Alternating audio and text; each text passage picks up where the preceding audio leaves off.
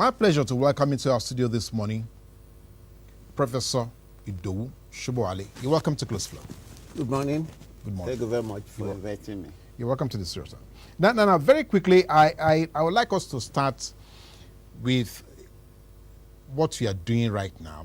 You have a press conference where you were not too sure that between all the parties available in the country that we have found a savior yet.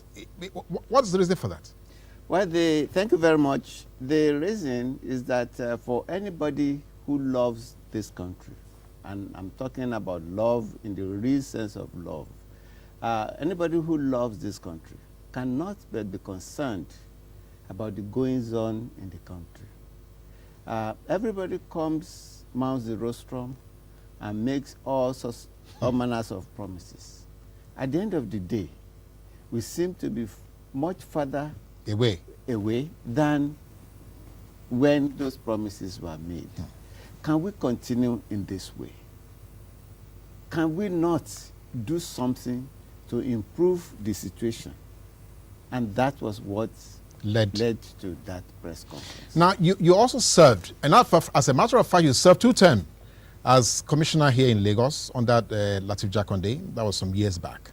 Now, would you, with the benefit of hindsight, would you want to compare governance then and now? I'm sure one can, even though as at that time too, there were complaints that things were not done properly. But they were much better done than they are being done now, definitely. Even though at that time in Lagos State, the UPN was the dominant party in Lagos State. But the way the government functioned gave such confidence that even if there had been several other vibrant opposition parties, things probably would not even have been better. Because prior to every decision, there would be a meeting of the executive together with the party leaders, and the debates were usually very robust. And very thorough. And people speaking as though they were not members of the same party. So there were advocates for those who were not either in the government caucus or those who were not even in the party at all. Everybody was desirous of making sure that things worked the way they should work. Wow. So what happened? Was it a generational shift, or was it that suddenly the space, the environment for politicking had changed? So what happened between now and then? Yes, I think it must have been a function of several factors. One, because of what had transpired in the nation.